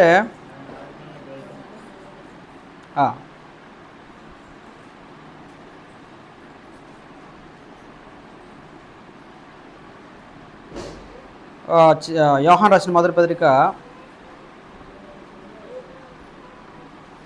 4వ అధ్యాయంలో అక్కడ 3వ అధ్యాయం యోహాను రాసిన మొదటి పత్రిక 3వ అధ్యాయం 22-23 వచ్చిన వర్షం చదువుదామండి గబగబని. యోహాను రాసిన మొదటి పత్రిక 3వ అధ్యాయము. ఆయన దృష్టికి ఇష్టమైనవి చేయుచున్నాము కనుక మనం ఏమి అడిగినను అది ఆయన వలన మనకు దొరుకును. ఆయన ఆజ్ఞ ఏదనగా ఆయన కుమారుడైన యేసుక్రీస్తు నామము నమ్ముకొని ఆయన మనకు ఆజ్ఞనిచ్చిన ప్రకారము ఒకరినొకడు ప్రేమింపాలన్నదే. చూసారండి, ఆయన ఆజ్ఞలు అనుసరిస్తున్నాం. దేన్ని బట్టి? ఆయన మీద ఉన్న ప్రేమను బట్టి. ఆయన ప్రేమను బట్టి ఆయన ప్రేమిస్తున్నాం, ఆయన ఆజ్ఞలు గాయకుంటున్నాం, మన ఆజ్ఞల ద్వారా వ్యక్తపరుస్తున్నాం. దేవా నువ్వు నన్ను ప్రేమించినావు, నేను ప్రేమిస్తున్నాను దేవా, నువ్వు చెప్పింది నేను చేస్తున్నాను. ఏంటి ఆయన చెప్పింది? మనం ఆయన ఆజ్ఞ ఏదనగా ఆయన కుమారుడు యేసుక్రీస్తు నామమున నమ్ముకొని ఆయన మనకు ఆజ్ఞనిచ్చిన ప్రకారం ఒకనొకడు ప్రేమ పోలినది అన్నాడు.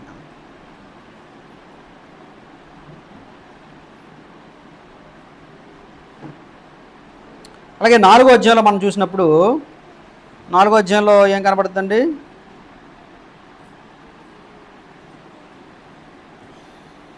4వ అధ్యాయంలో 7వ వచనం నుంచి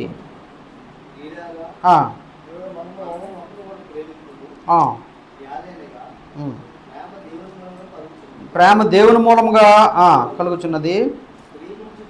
ప్రేమించు ప్రతివాడు దేవుని మూలంగా పుట్టినవాడే దేవుని ఎరుగును. దేవుడు ప్రేమ స్వరూపి, ప్రేమ లేనివాడు దేవుని ఎరగడు. ఎందుకంటే దేవుని ప్రేమ అర్థమైతే, ఇప్పుడు దేవుడు ప్రేమించాడనే సంగతి అర్థమైనప్పుడు మన సహోదరుని ప్రేమించగలుగుతాం. దేవుడు ప్రేమను మనం పొందాం కాబట్టి, మన జీవితం అనుభవించాం కాబట్టి, దేవుడు ప్రేమ మనకు అర్థమైంది కాబట్టి ఇతరులను మనం ప్రేమించగలుగుతాం. దేవుడు ప్రేమ అర్థం కాకపోతే ఇతరులను మనం ప్రేమించలేం. నేను మళ్ళీ మీరు కన్ఫ్యూజ్ కాకండి. చాలామంది లోకంలో ప్రేమలు ఉన్నాయి, ఆ ప్రేమల గురించి మనం మాట్లాడుకోవట్లే. ప్రేమలా కనబడే ప్రేమలు అవి, వాస్తవంగా ప్రేమలు కాదు. ఇక్కడ మన ప్రేమ ఏంటి? దేవుడి ప్రేమ, అగాపే లవ్ అంటాం. అగాపే ప్రేమ ఏంటంటే దేవుడి ప్రేమను మన జీవితంలో చవి చూస్తే, అనుభవిస్తే, దేవుడి ప్రేమను కానీ మనం కానీ ఆలోచన చేయగలిగినటువంటి వారం అయితే, ఎరిగిన వారం అయితే మనం ఏం చేస్తామండి? ఆ ప్రేమను బట్టి మన సహోదరుని ప్రేమించగలుగుతాం. ఒకటోది, ఆయన క్షమాపణ మనం చవి చూసాం కాబట్టి ఇతరులను క్షమించగలుగుతాం. అంటే మనం చేస్తున్నాం అంటే మన గొప్పతనం కాదు, దేన్ని బట్టి? ఆయన ప్రేమను బట్టి. ఆయన ప్రేమను మనం చవి చూసాం కాబట్టి, ఆయన ప్రేమను మనం మన జీవితంలో అనుభవించాం కాబట్టి. ఇప్పుడు నా దగ్గర ₹1,00,000 ఉందండి, అప్పుడు నేనేం చేయగలుగుతానండి? గబుకున్న అవసరం అయితే మీకు 10,000 అవ్వగలుగుతాను, అంతే కదా. ఇప్పుడు నా దగ్గర రూపాయి ఉందనుకోండి, మీకేంటి ఇవ్వగలుగుతాను? నా జోబులో ఖాళీగా ఉందనుకోండి, నేను ఇవ్వగలుగుతానా? ఇవ్వలేను. కారణం ఏంటంటే నాకు లేదు, నా జీవితం లేదనమాట. అందువల్ల నా ప్రేమ అనేది మనం చేసేది కాదు, దేవుడు ప్రేమను బట్టి, దేవుడు ప్రేమను కలిగి ఉంటే మనం చేసేది. రెండోది మనం గమనించాల్సిన సంగతి ఏంటంటే, అక్కడ ఏమన్నాడు చూడండి, ఆ కింద వచ్చిన వాళ్ళు, దేవుడి ప్రేమను మనం ఎరుగుదాము. ఎలా ఎరుగుదమట? దేవుడు ప్రేమ స్వరూపి, ప్రేమ లేని వాడు దేవుని ఎరుగుడు. మనం ఆయన ద్వారా జీవించినట్లు దేవుడు తన అతిథి కుమారుడు లోకంలోని పంపిన. దీనివల్ల దేవుడు మన యందుంచిన ప్రేమ ప్రత్యక్షపరచబడును. మనం దేవుని ప్రేమించింది మనకు కాదు, తానే మనల్ని ప్రేమించి మన పాపములకు ప్రాయశ్చిత్తమైనటకు తన కుమారుని పంపిన. ఇందులో ప్రేమ ఉన్నది. ప్రియులారా, దేవుడు మనల్ని ఎలాగూ ప్రేమింపగా మనం ఒకరినొకడు ప్రేమ బద్దులమై ఉన్నాము. అదన్నమాట. దేవుడు మనల్ని ప్రేమించాడు కాబట్టి మనం ఒకరినొకడు ప్రేమించుకున్న బద్దులమై ఉన్నాము. అదన్నమాట. కాబట్టి ప్రేమించడం అనేటువంటిది దేవుని బట్టి మనం చేసేది, దేవుని బట్టి మనకు వచ్చేటువంటి లక్షణం, ఆయన ప్రేమను బట్టి మనకు వచ్చేటువంటి లక్షణం. అనుజనులు ప్రేమించలేరు, లోకస్తులు ప్రేమించలేరు. ప్రేమించినా కూడా ఏ ప్రేమలో నిజమైన ప్రేమలు కావు అవి. కానీ నిజంగా దేవుడి ప్రేమను ఎరిగినటువంటి వాళ్ళు అయితే ఖచ్చితంగా నిజంగా ప్రేమించగలుగుతారు, నిజమైన ప్రేమని కలిగి ఉంటారు. ఓకేనా? రైట్. ఇక్కడ విషయం ఏంటంటే మనము ప్రేమ అనేటప్పటికీ ఏమనుకుంటాం? ప్రేమ అంటే లోకంలో ఉన్న ప్రేమను చెప్తుంది. లోకంలో ప్రేమను బట్టి ఇప్పుడు లోకంలో కూడా ప్రేమించుకోవట్లేదండి. ఇప్పుడు చాలా మంది ఇంతవరకు మనం ఎగ్జాంపుల్ చెప్పుకున్నాం. మనం చాలా కుటుంబాల్లో ప్రేమలు ఉంటాయి, ఎందుకంటే భార్యాభర్తలు, పిల్లలు, అన్నదమ్ములు, అక్క చెల్లెళ్ళు ప్రేమలు ఉంటాయి. కానీ అక్కడ ఏం జరుగుతుందంటే లోకం ప్రేమలు బట్టి మనం ఆలోచన చేసినప్పుడు కొన్నిసార్లు ఏం జరుగుతుందండి, సమస్య వచ్చిందనుకోండి, ఏమవుతుంది? సమస్య రానంత వరకు బాగానే ఉంటుంది ఏదైనా కూడా కదా. సమస్య రానంత వరకు అన్నీ బాగానే ఉంటాయి. కానీ సమస్య వస్తే ఏమవుతుందండి? ఒక్కసారిగా ఏమైపోతారంటే విడిపోతారు, లేకపోతే చెదిరిపోతారు. మరి ఇంకా కక్షలు, కార్పణ్యాలు పెరిగిపోతాయి, ఇంకా రకరకాలు వచ్చేస్తాయి. ఇంకా ఎంత దారుణం అంటే మన యూట్యూబ్లో వీడియోలు కూడా చూస్తుంటాం. ఆ కోర్టులకు వెళ్ళినప్పుడు ఆ కోర్టుల ముందే అన్నదమ్ములు కొట్టేసుకుంటూ ఉంటారు, కింద మీద పడిపోయి కొట్టేసుకొని చావబాదేసుకుంటూ ఉంటారు. ఏమండి? అన్నదమ్ములు అక్క చెల్లెళ్ళు అక్కడ ఏం ఉండదు ఇంకా అక్కడ ఒక ఇంట్లో పెరిగిన వాళ్ళే అంతే ప్రేమలు. వచ్చేటప్పటికి ప్రేమ అంటే ఏమనుకుంటామంటే అంతవరకు బాగానే ఉంటాం కాబట్టి వాళ్ళు వీళ్ళు కొంటారు, వీళ్ళు వాళ్ళకి కొంటారు, వీళ్ళకి ఇది ఇస్తారు, వాళ్ళకి అది ఇచ్చుకుంటారు, అంటే కూరలు ఇచ్చుకుంటారు కదా, బట్టలు ఇచ్చుకుంటారు, లేకపోతే ఇంకేదో ఇచ్చుకుంటారు, లేకపోతే పొలాలు ఏవో రకరకాల మంచి మంచి డబ్బులు ఇచ్చుకుంటారు, అన్నీ ఇచ్చుకుంటారు, చదివించుకుంటారు, కార్యాలు జరిగించుకుంటారు, ఫంక్షన్లు చేసుకుంటారు. అది మనం ప్రేమ అనుకుంటాం. మంచిదే, అవి తప్పేం కాదు, తప్పని చెప్పడానికి కాదు అక్కడ ఉద్దేశం. అవసరంలో ఉన్న వాళ్ళకి సహాయం చేయడం ప్రేమ అనుకుంటాం, మంచిదే, అది ప్రేమే. ప్రేమ ఉన్న వాళ్ళు అవి చేస్తారు, తప్పంటలే. కానీ అసలైన ప్రేమ ఏంటండి? సహోదరుల ఎడల నిజాయితీగా ఉండటం, సహోదరుల్ని వారి ఎదుట మనం ఓపెన్గా ఉండటం, అది ప్రేమ. అది ప్రేమను మనం ఎప్పుడైనా అనుకుంటామా? అవసరం ఉన్న వాళ్ళకి ప్రేమ ఉంచడం రైట్ అనుకుంటాం, ఓకే. కానీ సహోదరులు ఒకరితో ఒకరు మనసు ఏమండి మనసు విప్పి, బైబిల్ ఏం చెప్తుందంటే ఒకరితో ఒకడు మనసు కలిసి ఉండడి అన్నాడు. మనసు కలిసి ఉండడం అంటే అర్థం ఏంటి? మనం ఉంటాం కానీ అహంభావంతో ఏం చేసుకుంటాం? 4 ఇంచుల గోడలు కాదు, ఎంత గోడలు ఎంత గోడలు కట్టుకొని ఉంటాం మనం ఒకరితో ఒకరిమి. ఏమండి పెద్ద పెద్ద ఏమండి చైనా వాళ్ళే కట్టుకొని ఉంటాం మనం కదా, అంతేనా కదా? ఆనెస్ట్గా ఉండటం, ఒకరితో ఒకరు ఓపెన్గా ఉండటం, ఒకరితో ఒకరు మనసు కలిసి ఉండటం, ఒకరితో ఒకరు సత్యంగా ఉండటం. అబద్ధమాడకుడి, ఒకరితో ఒకడు అబద్ధమాడకుడి అన్నాడు ఆయన. ఇది ప్రేమని ఎంతమంది అనుకుంటారు? అది ప్రేమ. దేవుడు ముందుకు వచ్చి ఒప్పుకుంది పాపాత్ముడైన స్త్రీ.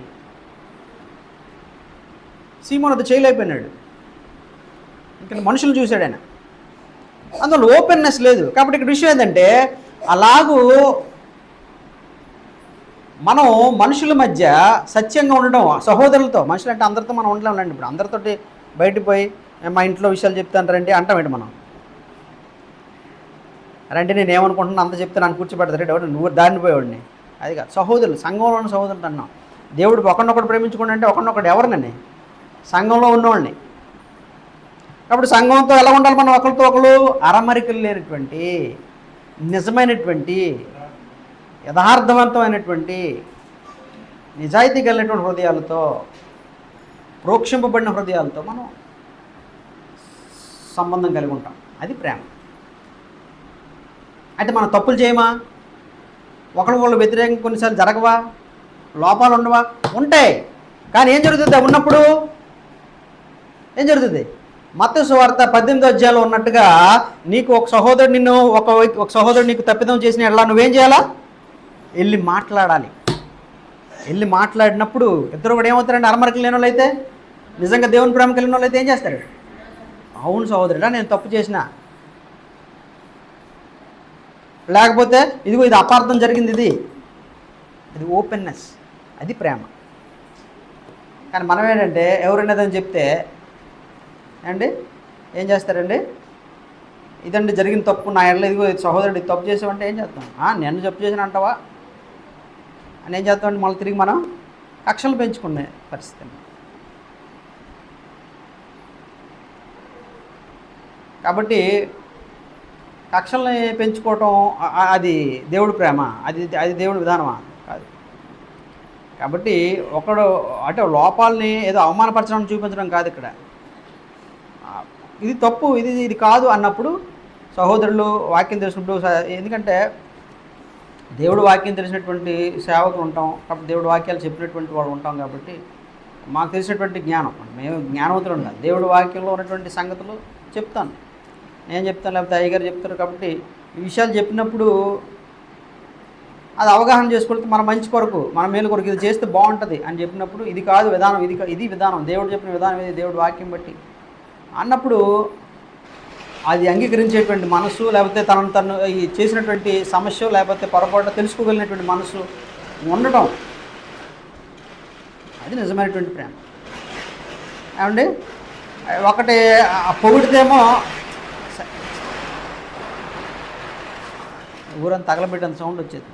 కాబట్టి అక్కడ విషయం ఏంటంటే ఇప్పుడు సేవకుడి దగ్గరికి వచ్చేటప్పటికి పొగిడాడు అనుకోండి, చాలా సంతోషిస్తాం కదా, పొగిడితే మనకు చాలా సంతోషం వస్తుంది. కానీ ఇది తప్పు, ఇది కాదు, ఇది విధానం కాదు, ఇది దేవుడి విధానం కాదు, ఇలా కాదు, ఇలా చేయకూడదంటే అంతే ప్రేమతో స్వీకరించగలమండి. అందుకే చాలామంది అయ్యగారిని తిట్టేసిపోతుంటారు, నన్ను తిట్టేసిపోతుంటారు జనాలు. అంటే ఎవరైనా సరే చాలామంది తిడతారన్నమాట. అందులో విషయం ఏంటంటే ఈ విషయాలకు వచ్చేటప్పటికి మనకి ఇది కాదు విధానం, ఇది దేవుడి విధానం కాదు, ఇది విధానం కాదు, దేవుడు చెప్పిన విధానం కాదని మనం చెప్పినప్పుడు ఇది వాస్తవంగా అలా కాదండి, నేను ఎలాగ అర్థం చేసుకున్నాను, లేకపోతే ఇదండి జరిగింది, లేకపోతే అనేది మనం యథార్థంగా ఉండడం అనేది ప్రేమ. కానీ లేకపోతే తప్పు అయిందని ఒప్పుకోవడం ప్రేమ. కానీ ఏదో ఇచ్చిపుచ్చుకోవడం ప్రేమ అనుకున్న అక్కడ ఆగిపోతే అది లోక సంబంధమైన ప్రేమ, దేవుడి ప్రేమ? ఆలోచించండి మీరు, కాబట్టి సహోదరులు, దేవుడు ఏం చెప్పినాడంటే మనం లోపాలు లేనివారం కాబట్టి దేవుడు మనల్ని ప్రేమించలేదు. అలాగే సహోదరుల మధ్య ప్రేమ అంటే లోపాలు ఉండవని కాదు, కానీ ఒకరితో ఒకరు చెప్పుకునేటప్పుడు ఏం చేయాలా?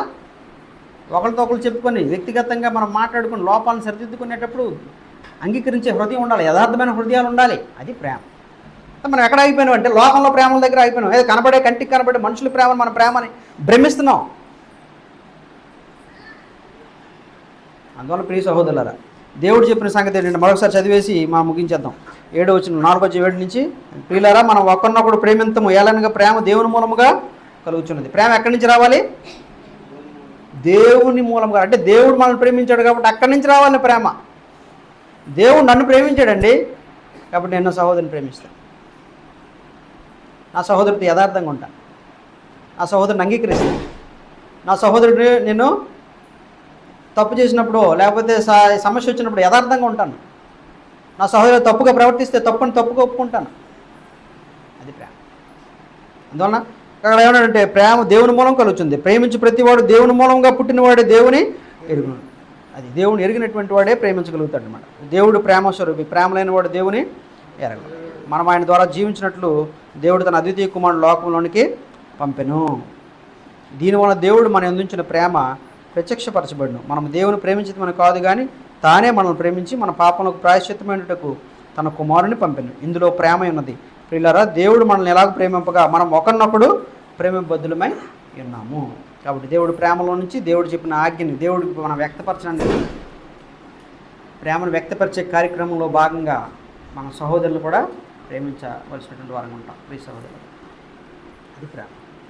అందువలన దేవుడిని మనం ఎంత ప్రేమిస్తున్నాం? మన జీవితం అంతటితో ప్రేమిస్తున్నామా?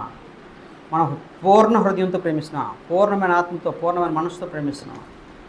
పాపాత్ముడైన స్త్రీ ఎలాగైతే దేవుడిని పరిపూర్ణంగా ప్రేమించిందో అలా మనం ప్రేమిస్తున్నామా? కాబట్టి ఎంత ప్రేమిస్తున్నామో మనం కొలత వేసుకొని లెక్క చూసుకోండి. కాబట్టి ప్రియ సహోదరులారా, మన యథార్థమైన ప్రేమ, దేవుని ఎడల ప్రేమ కలిగితేనే, అలాంటి ప్రేమ ఉంటేనే మనం ఆయన అంగీకరించే ప్రేమ కలిగిన వారమై ఉంటాము. లేకపోతే మనం విఫలమవుతాం. కాబట్టి మనం ఈ లోక సంబంధమైనటువంటి ప్రేమలను భ్రమించి మనం ఏమైపోతామండి, చివరికి మనం మోసపోతాం. కాబట్టి దేవుడి చేత తృణీకరింపబడేటువంటి వారంగా అయిపోయే ప్రమాదం కూడా ఉంది. కాబట్టి ప్రియ సోదరులు, జాగ్రత్త పడదాం, ఆలోచన చేద్దాం. ఈ విషయాలు జాగ్రత్తగా గ్రహించండి, ఆలోచించండి. మరొకసారి ఈ విషయాలు మళ్ళా ఆలోచించండి అనేకసార్లు, ఇది నిజమా కాదా అనేది. కాబట్టి ఇంకెవరైనా సరే ఈ లోకంలో ఉన్నటువంటి ప్రేమలే అనుకుని ఉంటే, దేవుడి ప్రేమను గుర్తించకపోతే, చివరగా దేవుడి ప్రేమను మనం ఎరగకపోతే మనం ప్రేమించలేము. మనం ఎన్ని చెప్పుకున్నా, ఎన్ని మాట్లాడుకున్నా కూడా. అందువలన దేవుడి ప్రేమను మనం ఎరగాలి. దేవునికి మన ప్రేమతో మన ప్రేమను వ్యక్తపరచాలి. మనం చేసే ఏ కార్యమైనా కూడా దేవుడికి వ్యక్తపరచడం. కాబట్టి సహోదరులు, ఎవరైనా రక్షణ పొందడం వారు ఎవరైనా ఉంటే దేవుడు మిమ్మల్ని ప్రేమిస్తున్నాడు అనే సంగతి గుర్తించండి. కాబట్టి దేవుడు ఆయన ఎంతో ప్రేమతో ఎదురు చూస్తున్నాడు, రక్షింపడాలని కోరుకుంటున్నాడు. ఆయన తన కుమారుని మన కొరకు పంపించాడు. కాబట్టి యేసుక్రీస్తుని ఈ లోకంలోకి పంపించాడు నీ కోసం. కాబట్టి ఈరోజు మీరు అంగీకరించి, ప్రభువుని అంగీకరించి పాపక్షమాపణ నిమిత్తం మారు మనసు పొంది పాపక్షమాపణ యేసుక్రీస్తు నామములో బాప్తిసం పొందాలని ప్రభు పేరిట ఆజ్ఞాపిస్తున్నాను. గత వారం మరి మా తిమోతి, మా రాబర్ట్, వీళ్ళు కూడా దేవుళ్ళు చిన్నప్పటి నుంచి ఉన్నటువంటి వాళ్ళే. కాబట్టి ఇప్పుడు ఎదిగారు, వాళ్ళు ఇప్పుడు స్థాయికి వచ్చినారు. కాబట్టి పాపం ఏంటో, వాస్తవాలు ఏంటో వాళ్ళకి అర్థమవుతున్నాయి. కాబట్టి దేవుడి ప్రేమ కూడా వాళ్ళకి అర్థం చేసుకునే అవకాశం ఉంది. కాబట్టి దేవుడు మేము ఎంత ప్రేమిస్తున్నాడో తెలుసుకొని మీరు కూడా మారు మనసు, మీరు కూడా ఇటు అందరూ మారు మనసు పొందారు, అందులో మీరు కూడా ఉన్నారు. దేవుడు ప్రేమించిన వారిలో మీరు కూడా ఉన్నారు. కాబట్టి యేసుక్రీస్తు నామములో మీరు కూడా పాపక్షమాపణ మీద బాప్తిసం పొందాలని మిమ్మల్ని కోరుతున్నాను, ఆజ్ఞాపిస్తున్నాను. దేవుడు ఈ మాట మనందరి వినికిడిలో దీవించినట్లు వందనాలు.